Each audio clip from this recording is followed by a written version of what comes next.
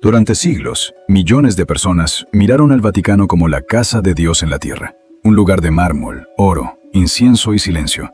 Pero detrás de sus muros, también hubo expedientes sellados, víctimas ignoradas, sacerdotes trasladados, papas acusados de corrupción, cadáveres juzgados después de muertos, pensadores condenados y tribunales religiosos que podían destruir una vida entera en nombre de la fe. En Francia, una comisión independiente estimó que 216.000 menores fueron abusados por clérigos católicos desde 1950. Si se incluyen agresores laicos vinculados a instituciones católicas, la cifra estimada sube a unas 330.000 víctimas. En Estados Unidos, el informe John Jay, encargado por los propios obispos católicos, registró 10.667 denuncias de abuso sexual infantil y 4.392 sacerdotes o diáconos acusados entre 1950 y 2002. Y la pregunta no es si hubo pecadores dentro de la iglesia. La pregunta es mucho peor. ¿Cuántas veces la institución supo y eligió protegerse a sí misma? Esta no es una historia contra la fe, es una historia sobre poder, porque una cosa es creer en Dios, y otra muy distinta es obedecer a una institución que durante siglos acumuló tierras, dinero, archivos, tribunales, influencia política y autoridad moral sobre millones de personas. El Vaticano no fue solo un centro espiritual, fue un Estado, fue una corte, fue una máquina política, y como toda máquina de poder, también tuvo su lado oscuro. Hoy vamos a entrar en 3 heridas profundas de la historia católica: el abuso sexual sistemático y el encubrimiento moderno, los papas más corruptos y escandalosos de la historia, y la Inquisición, el sistema que durante siglos interrogó, castigó y destruyó vidas en nombre de la verdad religiosa. En octubre de 2021, Francia publicó el informe Sauvé, 2 años y medio de investigación independiente dirigida por Jean-Marc Sauvé, alto funcionario francés. El informe examinó 70 años de historia de la Iglesia Católica en Francia, de 1950 a 2020. La conclusión fue devastadora. 216.000 menores fueron abusados sexualmente por clérigos católicos. Cuando se incluyen empleados laicos de instituciones católicas, la cifra alcanza aproximadamente 330.000 víctimas. 330.000, en un solo país, en 70 años. El informe documentó que la Iglesia priorizó sistemáticamente la protección de su reputación sobre la seguridad de los niños. Sacerdotes acusados eran trasladados discretamente a nuevas parroquias, donde tenían acceso a nuevas víctimas. Las denuncias eran silenciadas con presión, amenazas o dinero. Los archivos diocesanos contenían evidencia que nunca fue entregada a las autoridades civiles. La Comisión Sauvé concluyó que el abuso no era resultado de desviaciones individuales. Era el producto de una cultura del silencio y la negación profundamente arraigada en la institución. Y Francia no es un caso aislado. En Irlanda, el informe Ryan de 2009 investigó instituciones católicas de asistencia infantil. El informe, resultado de 9 años de investigación, documentó abuso físico, sexual y emocional sistemático en reformatorios, orfanatos y escuelas industriales dirigidas por órdenes religiosas católicas. Más de 2.500 testigos dieron testimonio. El informe concluyó: el abuso sexual era endémico en las instituciones para niños varones. En muchas instituciones, las autoridades religiosas sabían del abuso y lo toleraban. En algunos casos, los abusadores eran trasladados a otras instituciones donde continuaban abusando.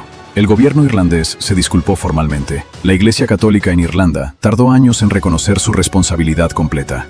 En Estados Unidos, el Gran Jurado de Pensilvania investigó 6 diócesis católicas.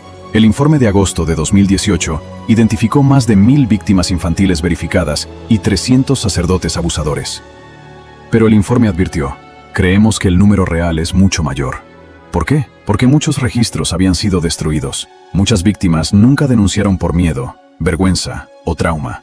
Y el estatuto de limitaciones había expirado para la mayoría de los casos, impidiendo procesos criminales. El patrón de encubrimiento era idéntico en todas las diócesis investigadas. Cuando una víctima o familia denunciaba, los obispos tomaban medidas mínimas. Algunas veces enviaban al sacerdote a tratamiento psicológico por semanas, luego lo devolvían al ministerio. Otras veces lo trasladaban a otra parroquia sin informar a la nueva comunidad sobre las acusaciones. Los documentos internos mostraban que los obispos sabían que los abusadores reincidirían, y no les importó. Un memorando interno de la Arquidiócesis de Pittsburgh decía textualmente sobre un sacerdote acusado: es posible que vuelva a ofender, pero haremos todo lo posible para minimizar el riesgo. Minimizar el riesgo, no eliminarlo, no denunciarlo a la policía, minimizarlo. Y cuando las víctimas demandaban, las diócesis pagaban acuerdos confidenciales que incluían cláusulas de silencio. Las víctimas recibían dinero a cambio de nunca hablar públicamente. La Iglesia compraba silencio. Y este patrón no se limitó a Europa y Norteamérica. En Australia, la Comisión Real sobre Respuestas Institucionales al Abuso Sexual Infantil investigó de 2013 a 2017. Su informe final documentó que el 7% de todos los sacerdotes católicos en Australia, entre 1950 y 2010, habían sido acusados de abuso sexual infantil. 7%. En algunas órdenes religiosas, la cifra superaba el 20%. La comisión encontró que la cultura del celibato, el secreto y la autoridad incuestionable dentro de la Iglesia Católica crearon condiciones que permitieron el abuso y el encubrimiento. En Chile, en 2018, todos los obispos católicos del país presentaron su renuncia al Papa Francisco, después de que una investigación papal interna confirmó encubrimiento masivo de abusos. En Alemania, un informe encargado por la Conferencia Episcopal Alemana en 2018 identificó 3.677 víctimas y 1.670 clérigos acusados entre 1946 y 2014. Y esas son solo las cifras oficiales, basadas en registros eclesiásticos que los investigadores pudieron acceder. Ahora hablemos de nombres. Cardenal Theodore McCarrick, uno de los clérigos más poderosos de Estados Unidos, ex arzobispo de Washington, consejero de papas. En 2018, después de que las acusaciones de abuso sexual se hicieron públicas, el Vaticano lo investigó. En febrero de 2019, McCarrick fue expulsado del sacerdocio, convirtiéndose en el cardenal de más alto rango en ser destituido por abuso sexual. Pero aquí está lo perturbador. Las acusaciones contra McCarrick databan de los años 80. Múltiples seminaristas habían reportado que McCarrick los había acosado y abusado sexualmente. Los obispos lo sabían. Se lo comunicaron al Vaticano. Y McCarrick siguió ascendiendo. Fue nombrado arzobispo de Washington en 2000. Fue elevado a cardenal en 2001 por el Papa Juan Pablo II. Solo cuando un informe del Vaticano, publicado en noviembre de 2020, confirmó que Juan Pablo II había ignorado las advertencias sobre McCarrick, la magnitud del encubrimiento se hizo evidente. El Papa sabía y lo promovió de todas formas. Cardenal Bernard Law de Boston. Entre 1984 y 2002, Law supervisó el encubrimiento sistemático de docenas de sacerdotes abusadores en la arquidiócesis de Boston. El caso más infame fue el del padre John Geoghan, acusado de abusar a más de 130 niños a lo largo de 30 años. Law trasladó a Geoghan de parroquia en parroquia a pesar de conocer las acusaciones. Cuando el escándalo estalló públicamente en 2002, gracias a investigaciones del periódico Boston Globe, Law renunció. ¿Su castigo? El Vaticano lo trasladó a Roma y lo nombró arcipreste de la Basílica de Santa María la Mayor, uno de los puestos honoríficos más prestigiosos. Law vivió cómodamente en Roma hasta su muerte en 2017. Nunca enfrentó cargos criminales. Nunca fue procesado. Recibió un funeral con honores en el Vaticano. Mientras tanto, la arquidiócesis de Boston pagó $85 millones en acuerdos con más de 500 víctimas. Y el costo financiero del encubrimiento es asombroso. Según Bishop Accountability, una organización que rastrea casos de abuso clerical, la Iglesia Católica en Estados Unidos ha pagado más de $4.000 millones en acuerdos con víctimas desde 1985 hasta 2019. $4.000 millones. Varias diócesis se declararon en bancarrota para limitar los pagos. La arquidiócesis de Milwaukee, la diócesis de Spokane, la diócesis de Harrisburg, todas declararon bancarrota para reestructurar deudas derivadas de demandas por abuso. Ese dinero salió de diezmos de fieles, de la venta de propiedades de la iglesia, de fondos de caridad. Y cada acuerdo incluía cláusulas de confidencialidad, silencio comprado, verdad enterrada, justicia aplazada. Y a pesar de $4.000 millones pagados, casi ningún líder eclesiástico de alto nivel ha enfrentado consecuencias criminales significativas. Entonces la pregunta es, ¿por qué el encubrimiento? ¿Por qué proteger a los abusadores en lugar de a las víctimas? Las investigaciones apuntan a varias razones institucionales. Primero, la reputación. La Iglesia consideraba que el escándalo público dañaría su autoridad moral. Segundo, la doctrina del celibato. Admitir que sacerdotes célibes abusaban de niños cuestionaría toda la estructura. Tercero, el clericalismo. La cultura interna de la Iglesia colocaba a los sacerdotes en un pedestal moral, haciendo difícil creer o actuar contra acusaciones. Cuarto, el poder legal.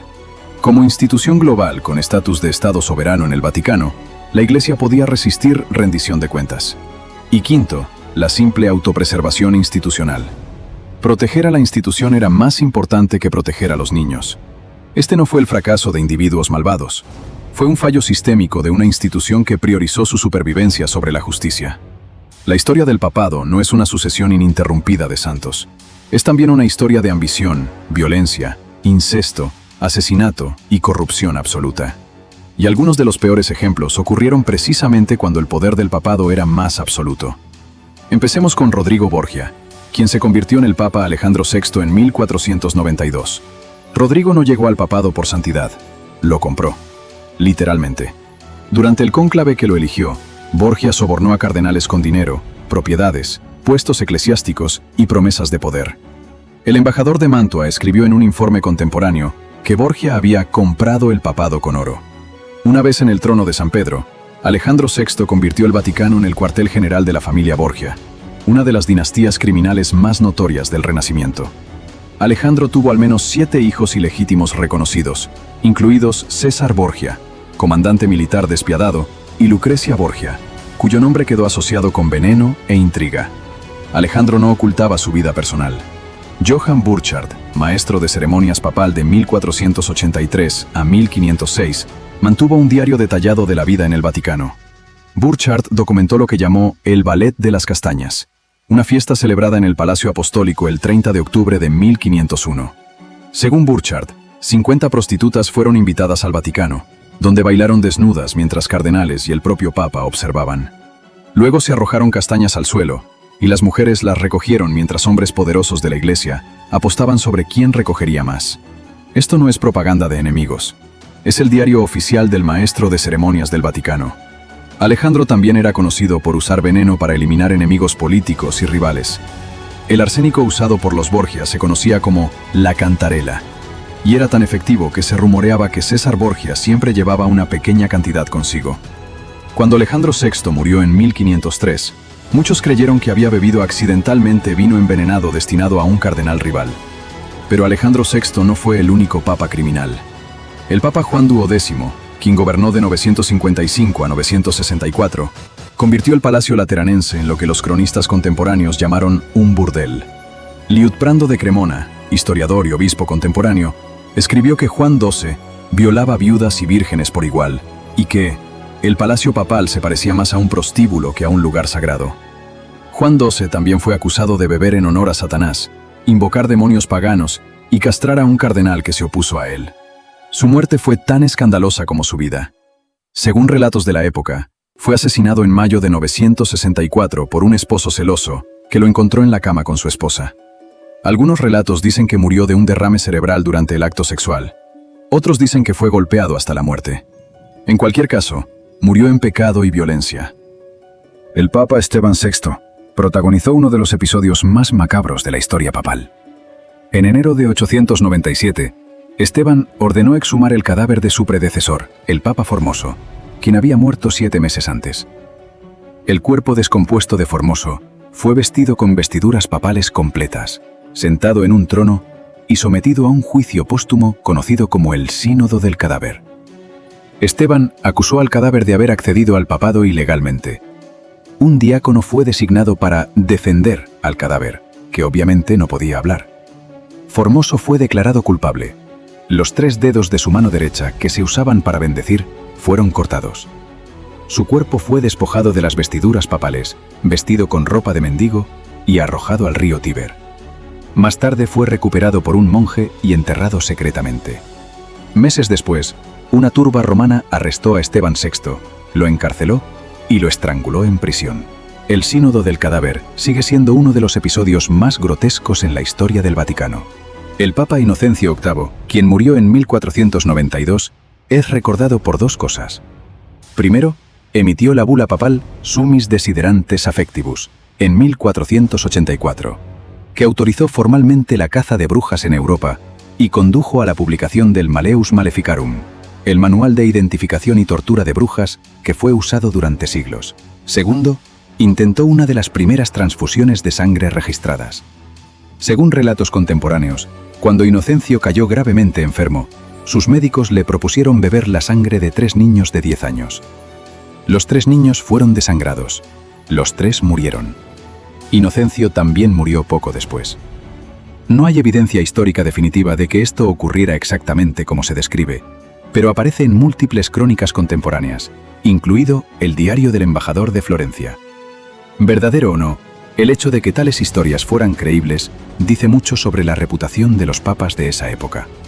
Y luego está el Papa León X, quien gobernó de 1513 a 1521. León fue hijo de Lorenzo de Medici y llegó al papado como parte del poder de esa familia bancaria. León es famoso por una cosa: vender indulgencias a escala industrial para financiar la reconstrucción de la Basílica de San Pedro en Roma. Las indulgencias eran certificados vendidos por la Iglesia que supuestamente reducían el tiempo que un alma pasaría en el purgatorio. León nombró al monje dominico Johann Tetzel como comisionado de indulgencias en Alemania. Tetzel viajaba de ciudad en ciudad con un eslogan que se hizo famoso: tan pronto como la moneda en la caja suena, el alma del purgatorio salta. Esencialmente, la Iglesia estaba vendiendo boletos al cielo, y la gente pagaba. Familias pobres gastaban sus últimos ahorros comprando indulgencias para parientes muertos. La práctica era tan escandalosa que provocó la ira de un monje agustino llamado Martín Lutero. El 31 de octubre de 1517, Lutero clavó sus 95 tesis en la puerta de la iglesia de Wittenberg, denunciando específicamente la venta de indulgencias como una perversión del Evangelio. Ese acto inició la Reforma Protestante, dividió el cristianismo occidental y condujo a siglos de guerras religiosas. Todo porque un papa necesitaba dinero para construir una iglesia más grande. Estos no son casos aislados. Son ejemplos de un patrón que se repitió durante siglos. Cuando el poder papal era absoluto, sin controles, sin transparencia, sin rendición de cuentas, los hombres que lo ejercían frecuentemente lo abusaron. Hubo papas santos, sin duda, pero también hubo papas que asesinaron, fornicaron, robaron, torturaron y pervirtieron el mensaje que se suponía debían representar. Y la institución los protegió, los enterró con honores y preservó su legado como sucesores de San Pedro. En 1184, el Papa Lucio III estableció formalmente la Inquisición episcopal para combatir la herejía en el sur de Francia. Era el comienzo de algo que duraría más de 600 años. No fue un evento aislado, fue una institución. Con manuales, con procedimientos, con tribunales permanentes, con torturadores entrenados y con la bendición explícita del Vaticano. La Inquisición tomó muchas formas: la Inquisición medieval, la Inquisición española, la Inquisición romana, la Inquisición portuguesa, pero todas compartían el mismo objetivo: identificar, interrogar, forzar la confesión y castigar a quienes desviaran de la doctrina católica oficial. Y todas usaban tortura como herramienta estándar de investigación. El manual más infame de la Inquisición es el Directorium Inquisitorum, escrito por Nicolau Eymerich en 1376. Eymerich fue inquisidor general de Aragón y su manual fue usado durante siglos como guía oficial. El Directorium detalla cómo identificar herejes, cómo interrogarlos, cuándo aplicar tortura y qué castigos imponer. Eymerich escribió explícitamente que la tortura era aceptable si producía confesiones. No importaba si la confesión era verdadera, importaba que la persona confesara. Porque una vez que confesabas, podías ser reconciliado con la iglesia, lo que generalmente significaba prisión perpetua, o ser relajado al brazo secular, un eufemismo para ser quemado vivo. Los métodos de tortura aprobados incluían el potro, donde las extremidades de la víctima eran atadas a un marco de madera y estiradas hasta dislocar articulaciones. La garrucha, donde las manos de la víctima eran atadas detrás de la espalda y era elevada por una cuerda, a veces con pesas en los pies, causando dislocación de hombros. La toca, una forma temprana de ahogamiento simulado, donde se introducía un trapo en la garganta de la víctima y se vertía agua lentamente hasta que se ahogaba. Y el brasero, donde partes del cuerpo eran quemadas con hierros candentes. La Inquisición española, establecida en 1478 por los reyes católicos Fernando e Isabel con aprobación papal, fue particularmente brutal. El primer inquisidor general fue Tomás de Torquemada, un dominico fanático que supervisó miles de juicios. El historiador Henry Charles Lee, en su obra monumental Historia de la Inquisición de España, publicada en 4 volúmenes entre 1906 y 1907, estimó que aproximadamente 2.000 personas fueron quemadas vivas durante el periodo de Torquemada de 1483 a 1498. A lo largo de toda la Inquisición española, que duró hasta 1834, las estimaciones académicas varían, pero la mayoría sitúa el número de ejecuciones entre 3.000 y 5.000 personas quemadas en hogueras. Pero esa cifra no incluye a los que murieron bajo tortura, los que murieron en prisiones inquisitoriales, o los que fueron ejecutados en ausencia después de huir. Cuando se incluyen todas las muertes relacionadas, algunos historiadores estiman que la Inquisición española causó la muerte de 30.000 a 50.000 personas. Y las ejecuciones eran públicas. Se llamaban actos de fe. Eran ceremonias elaboradas donde los condenados eran paseados públicamente, vestidos con el San Benito, una túnica de penitencia, y luego quemados en hogueras mientras multitudes observaban. El objetivo no era solo castigar al hereje, era aterrorizar a la población. Era demostrar el poder absoluto de la Iglesia. Y funcionaba. El miedo a la Inquisición era tan grande que la gente denunciaba a vecinos, amigos, incluso familiares por miedo a ser acusados ellos mismos. Porque la Inquisición aceptaba denuncias anónimas. No tenías derecho a saber quién te acusaba. No tenías derecho a un abogado defensor efectivo. Y si confesabas bajo tortura, tu confesión era válida incluso si la retractabas después. El sistema estaba diseñado para producir culpables, no para descubrir la verdad. Y no solo perseguía a herejes. Perseguía a judíos conversos sospechosos de practicar secretamente el judaísmo. Perseguía a musulmanes conversos sospechosos de mantener su fe. Perseguía a protestantes. Perseguía a personas acusadas de brujería. Entre 1484 y 1782, aproximadamente 60.000 a 80.000 personas, la mayoría mujeres, fueron ejecutadas por brujería en Europa. No todas esas ejecuciones fueron supervisadas por la Inquisición, pero la Iglesia Católica proporcionó la justificación teológica. En 1484, el Papa Inocencio VIII emitió la bula Summis Desiderantes Affectibus, autorizando formalmente la persecución de brujas. 2 años después, en 1486, 2 inquisidores dominicos, Heinrich Kramer y Jacob Sprenger, publicaron el Malleus Maleficarum, el martillo de las brujas. Este libro detallaba cómo identificar brujas, cómo interrogarlas y cómo ejecutarlas. Se convirtió en uno de los libros más vendidos del siglo XVI, superado solo por la Biblia, y fue usado como manual oficial en juicios de brujería durante más de 200 años. La Inquisición no solo mataba, también robaba. Cuando alguien era condenado por herejía, todas sus propiedades eran confiscadas por la Iglesia. Esto creó un incentivo perverso. Acusar a personas ricas de herejía era financieramente rentable. En España, una porción de los bienes confiscados iba a la corona, otra a la Inquisición misma y otra a los inquisidores individuales. Familias enteras fueron arruinadas. Fortunas acumuladas durante generaciones fueron robadas legalmente, y no había apelación. Una vez que la Inquisición te declaraba culpable, eras culpable. Punto. La Inquisición romana, establecida en 1542 por el Papa Pablo III, procesó algunos de los casos más famosos. Galileo Galilei fue uno de ellos. En 1633, Galileo, entonces de 69 años, fue convocado ante el Santo Oficio en Roma. Se le acusó de herejía por sostener que la Tierra giraba alrededor del Sol, contradiciendo la interpretación geocéntrica de la Biblia sostenida por la Iglesia. Galileo fue declarado vehementemente sospechoso de herejía, forzado a arrodillarse y abjurar públicamente de sus descubrimientos científicos, y condenado a arresto domiciliario por el resto de su vida. Sus libros fueron prohibidos. Murió ciego y roto en 1642. La Iglesia Católica no lo rehabilitó oficialmente hasta 1992, 350 años después. Giordano Bruno no tuvo tanta suerte. Bruno era un fraile dominico, filósofo y astrónomo que propuso ideas radicales para su época, que el universo era infinito, que las estrellas eran soles distantes con sus propios planetas y que podían existir otros mundos habitados. También cuestionaba la Trinidad y otros dogmas católicos. En 1592, Bruno fue arrestado por la Inquisición veneciana y luego transferido a Roma. Pasó 8 años en prisión mientras la Inquisición lo interrogaba. Se negó a retractarse. El 17 de febrero de 1600, Bruno fue llevado al campo de Fiori en Roma, desnudo, atado a un poste y quemado vivo frente a una multitud. Según testigos, cuando le mostraron un crucifijo antes de la ejecución, Bruno apartó la cara. Hoy hay una estatua de Giordano Bruno en el campo de Fiori. Fue erigida en 1889, casi 300 años después de su ejecución. Mira directamente hacia el Vaticano. Es un recordatorio permanente de lo que la Iglesia hizo a quienes se atrevieron a pensar diferente. La Inquisición no terminó en la Edad Media. Continuó hasta el siglo XIX. La Inquisición española fue oficialmente abolida en 1834.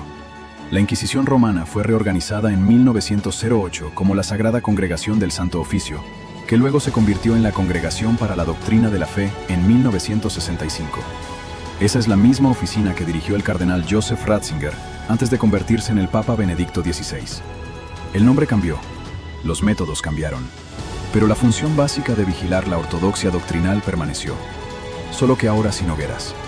Entonces, ¿qué es el Vaticano? Es una institución de 2000 años que ha hecho un bien incalculable a través de hospitales, escuelas, caridad y consuelo espiritual para 1.000 millones de personas. Pero también es una institución que durante siglos torturó herejes, quemó científicos, protegió pedófilos, coronó criminales como papas y acumuló poder a costa de vidas humanas. Estas tres heridas, abuso sexual sistemático, corrupción papal y la Inquisición, no son aberraciones, son parte de su historia.